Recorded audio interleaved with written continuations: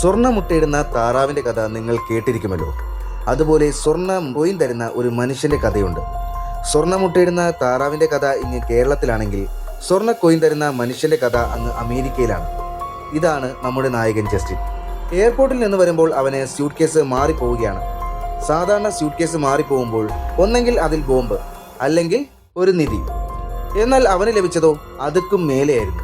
അതായത് suit case തുറന്നു നോക്കുമ്പോൾ ഒരു മനുഷ്യൻ അതിൽ ഒടിഞ്ഞു മടങ്ങി കിടക്കുന്നു. അവൻ അയാളെ പുറത്തെടുക്കാൻ പരമാവധി നോക്കി.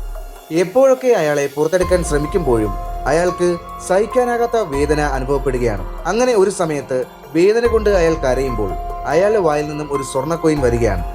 ആ സ്വർണ്ണ കോയിൻ ജസ്റ്റിൻ ക്യാച്ച് പിടിക്കുകയും അത് കണ്ട് അവൻ്റെ മനസ്സിൽ ലഡ്ഡു പൊട്ടുകയും ചെയ്തു.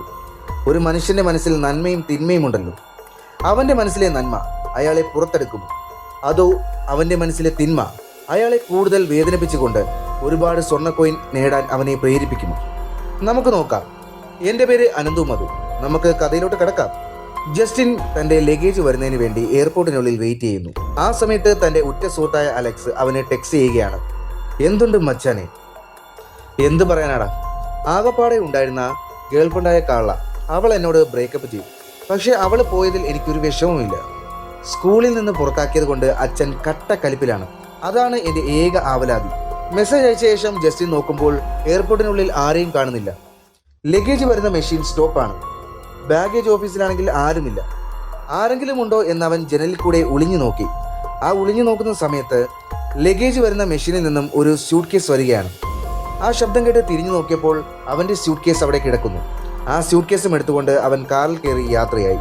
കുറച്ച് കഴിഞ്ഞപ്പോൾ ആ മെഷീൻ ഓണാകുകയും അതിൽ അവൻ്റെ ഡ്രസ്സും സ്യൂട്ട് കേസും എല്ലാം അതേപോലെ കിടപ്പുണ്ട്. അതായത് ജസ്റ്റിന് അവൻ്റെ സ്യൂട്ട് കേസ് മാറിയിരിക്കുന്നു. പോകുന്ന വഴിയിൽ കാള വീണ്ടും മെസ്സേജ് അയച്ചു. ഞാൻ എൻ്റെ സാധനങ്ങളെല്ലാം എടുത്തുകൊണ്ട് നാളെ നിന്റെ വീട്ടിൽ നിന്ന് ഇറങ്ങും. നമ്മൾ തമ്മിൽ ഇനിയൊരു ബന്ധമില്ല.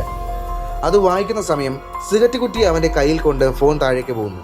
ഫോൺ എടുക്കുന്ന വേളയിൽ അവൾക്ക് അറിയാതെ കോള് പോവുകയാണ്. കാള കോൾ എടുത്തതിന് ശേഷം വീണ്ടും പറഞ്ഞു, നീ എന്താ മദ്യപിച്ചിട്ടുണ്ടോ? പാതിരാത്രി ഇങ്ങനെ കിടന്ന് വിളിക്കാൻ? ഞാൻ പറഞ്ഞില്ലേ നമ്മൾ തമ്മിൽ ഇനിയൊരു ബന്ധവുമില്ലെന്ന്. നിന്നെപ്പോലെ ഉത്തരവാദിത്തമില്ലാത്ത ഒരുത്തനുമായിട്ട് ഞാൻ ഇനി ഒരിക്കലും ഒത്തുപോയില്ല എന്ന് പറഞ്ഞ് ദേഷ്യത്തോടെ അവൾ ആ ഫോൺ കട്ട് ചെയ്തു. ജസ്റ്റിൻ ആണെങ്കിൽ അതും കൂടെ കേട്ടപ്പോൾ വളരെ വിഷമത്തിലായി. അവൻ ആ വിഷമത്തിൽ വീട്ടിലെത്തുന്നു. വീട്ടിലെത്തി ഫ്രിഡ്ജ് തുറന്ന് എന്തെങ്കിലും കഴിക്കാമെന്ന് കരുതി ഫുഡ് എടുത്തുകൊണ്ട് വരുമ്പോൾ ആ ഫുഡിൻ്റെ പുറത്ത് അവനെപ്പറ്റി മോശമായ രീതിയിൽ എഴുതിയിരിക്കുന്നു. അതുകൊണ്ട് തന്നെ ഫുഡും വേണ്ടെന്ന് വെക്കുന്നു. നേരെ രണ്ട് പുകച്ചുകൊണ്ട് അവൻ TV കാണുകയാണ്. TV കാണുന്ന വേളയിൽ സ്യൂട്ട് കേസ് കിടന്ന് ഇളകാൻ തുടങ്ങി. സ്യൂട്ട് കേസ് ഇളകുന്നത് ആദ്യം ഇവൻ ശ്രദ്ധിച്ചില്ലെങ്കിലും പക്ഷേ വീണ്ടും അത് ഇളകാൻ തുടങ്ങിയത് അവനെ ഭയത്തിലാഴ്ത്തി.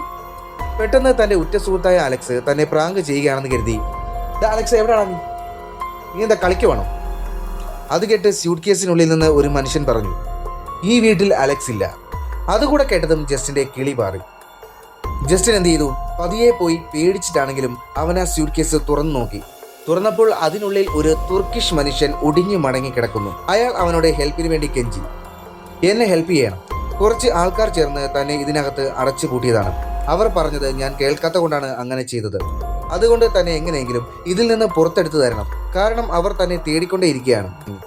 അയാൾ അവനോട് തല നേരെ വെക്കാൻ ആവശ്യപ്പെട്ടു. ജസ്റ്റിൻ മുൻകരുതലിന് വേണ്ടി ഒരു ബാറ്റ് കയ്യിലെടുത്തുകൊണ്ടാണ് സ്യൂട്ട് കേസിനടുത്തേക്ക് വന്നത്.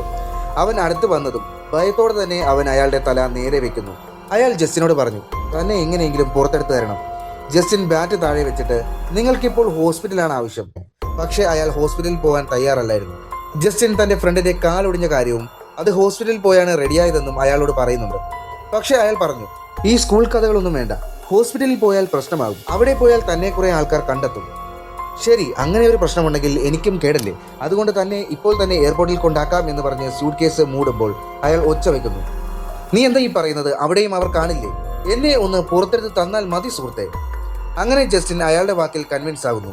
അയാളുടെ കാൽ പുറത്തെടുക്കാൻ ശ്രമിക്കുമ്പോൾ വേദന കൊണ്ട് അയാൾ നിലവിളിക്കാൻ തുടങ്ങി. പെട്ടെന്നാണ് അയാളുടെ വായിൽ നിന്നും ഒരു കോയിൻ പുറത്തേക്ക് വന്നത്. ജസ്റ്റിൻ ആ കോയിൻ ക്യാച്ച് പിടിച്ചു. നോക്കുമ്പോൾ ഒരു ഗോൾഡ് കോയിനാണ്.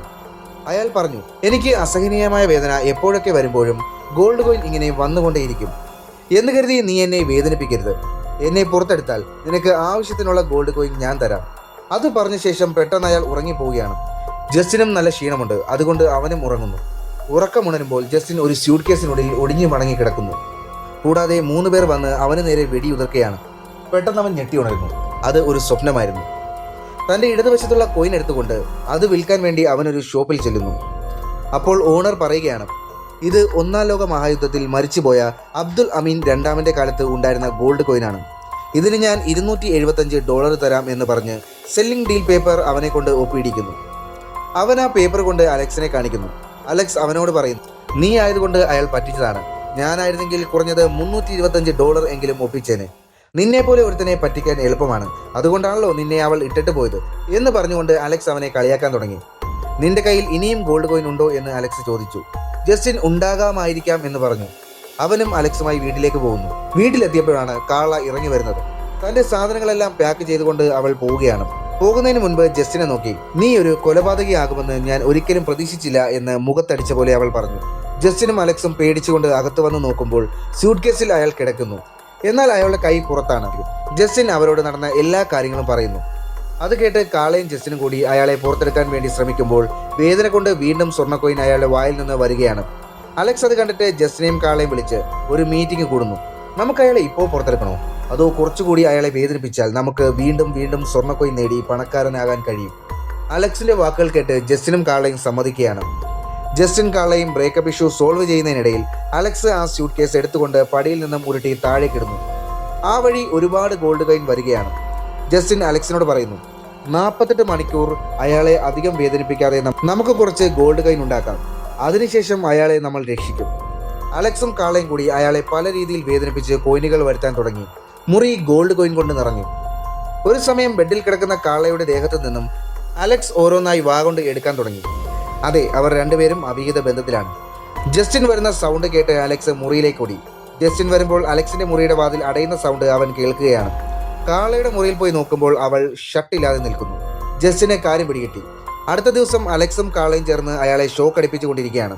ഷോക്ക് എന്ന് പറഞ്ഞാൽ ഹൈ വോൾട്ടേജിലാണ്. ജസ്റ്റിൻ വന്ന് സ്വിച്ച് ഓഫ് ചെയ്തിട്ട്, മതി, ഇനിയും അയാളെ ഇങ്ങനെ ഉപദ്രവിക്കാൻ ഞാൻ സമ്മതിക്കില്ല. ഇത്രയും ഹൈ വോൾട്ടേജ് കൊടുത്താൽ അയാൾ ചത്തുപോകും. അലക്സ് പറഞ്ഞു, നീ എന്താണ് ഈ പറയുന്നത്? അങ്ങനെയൊന്നുമില്ല, അയാളിൽ നിന്നും ഇനിയും ഗോൾഡ് കോയിൻ കിട്ടിയേ പറ്റൂ. എനിക്ക് പാരീസിൽ പോകണം, അവിടെ ഒരു വലിയ വീടും ബോട്ടുമൊക്കെ വാങ്ങണം. കാള അത് കേട്ടതും സന്തോഷവതിയാകുന്നു. അലക്സ് ആ സ്വിച്ച് വീണ്ടും ഓൺ ചെയ്യുന്നു. ജസ്റ്റിൻ പറഞ്ഞു, 48 മണിക്കൂർ എന്ന് പറഞ്ഞത് നീ മറന്നുപോയോ? ഞാൻ പോലീസിനെ വിളിക്കാൻ പോകുന്നു എന്ന് പറഞ്ഞുകൊണ്ട് അവൻ ഫോൺ എടുത്ത് വിളിക്കാൻ ശ്രമിക്കുമ്പോൾ കാള അവൻ്റെ ഫോൺ തട്ടി മേടിക്കുന്നു. ചുറ്റിയ കൊണ്ട് അടിച്ചു പൊട്ടിക്കുന്നു. നീ എന്താണ് കാള ഈ കാണിക്കുന്നതെന്ന് ജസ്റ്റിൻ ചോദിക്കുമ്പോൾ അവൾ ജസ്റ്റിൻ്റെ തലയ്ക്ക് ഒറ്റ അടി കൊടുക്കുകയാണ്. ചോര വാർന്നൊഴുകാൻ തുടങ്ങുന്നു. ജസ്റ്റിൻ അവിടുന്ന് മാറുന്നു. കാള വീണ്ടും അവനെ അടിക്കാനായി ചുറ്റിക ഓങ്ങുമ്പോൾ അവൻ സ്റ്റെയർകേസിൽ നിന്ന് വീണ് ബോധം പോവുകയാണ്. അതെല്ലാം കണ്ട് അലക്സ് തലയ്ക്ക് കൈ കൊടുത്ത് നിൽക്കുകയാണ്. കാളയോട്, നമുക്ക് എത്രയും വേഗം പാരീസിൽ പോയി സെറ്റിലാകണം. ഇതെല്ലാം അലക്സ് പറയുന്നത് കേട്ട് ആ തുർക്കിഷ്മാൻ ഇങ്ങനെ പറഞ്ഞു, അങ്ങനെ ഒരു സ്ഥലത്ത് നിങ്ങൾക്ക് പോകാനേ കഴിയില്ല. ഓ, താനാണല്ലോ കോടതി എന്ന് പറഞ്ഞുകൊണ്ട് അവൻ വീണ്ടും ആ സ്വിച്ച് ഓൺ ചെയ്യുന്നു. സ്വർണ്ണ കോയിൻ വീണ്ടും വരുമെന്ന് അവർ കരുതിയെങ്കിൽ അവർക്ക് തെറ്റി. അയാൾ ചിരിക്കാൻ തുടങ്ങുന്നു. അയാളുടെ കണ്ണിൽ നിന്നും എന്തോ തീഷ്ണമായത് കത്താൻ തുടങ്ങി. പെട്ടെന്നൊരു ചുഴലിക്കാറ്റ് അവിടെ പ്രത്യക്ഷപ്പെടുന്നു. അതിൽ ഒരു ക്രിയേച്ചർ ചിരിച്ചുകൊണ്ട് അവരെ നോക്കുകയാണ്. കാളയും അലക്സും അത് കണ്ട് പേടിച്ച് അലറാൻ തുടങ്ങി. പെട്ടെന്ന് 2 സ്യൂട്ട് കേസ് പ്രത്യക്ഷപ്പെടുകയും അതിൽ ആ ക്രിയേച്ചർ കാളയും അലക്സിനെയും ഇട്ട് അടയ്ക്കുകയും ചെയ്യുന്നു. അടുത്ത ദിവസം ഹോസ്പിറ്റലിൽ ജസ്റ്റിൻ ഹെഡ് ഇഞ്ചറിയായി കിടക്കുന്നത് കാണിക്കുന്നു. തൊട്ടടുത്തായി, നിനക്ക് എന്താവശ്യമുണ്ടെങ്കിലും എന്നെ ഓർത്താൽ മതി, ഞാൻ നിനക്ക് വേണ്ടി അവിടെ ഉണ്ടാകുമെന്ന് ആരോ എഴുതി വെച്ചിരിക്കുന്നു. ശേഷം എയർപോർട്ടിൽ 2 സ്യൂട്ട് കേസുമായി നല്ല ഫിറ്റ് ബോഡിയിൽ തുർക്കിഷ്മാൻ എത്തുന്നു. അവരെ അയാൾ സ്യൂട്ട് കേസിൽ അടച്ചുകൊണ്ട് കൊണ്ടുപോവുകയാണ്. അലക്സും കാളയും സഹായത്തിന് വേണ്ടി കെഞ്ചുന്ന ദൃശ്യം കാണിച്ചുകൊണ്ട് കഥ ഇവിടെ അവസാനിക്കുകയാണ്. നിങ്ങൾക്ക് ഈ കഥ ഇഷ്ടപ്പെട്ടെങ്കിൽ തീർച്ചയായും ഈ ചാനൽ സബ്സ്ക്രൈബ് ചെയ്യുക, ലൈക്ക് ചെയ്യുക, ഷെയർ ചെയ്യുക. ഇത് ക്രീപ് ഷോയിലെ ഒരു എപ്പിസോഡ് മാത്രമാണ്. കൂടുതൽ എപ്പിസോഡ് വീണ്ടും നമ്മൾ ചെയ്യും.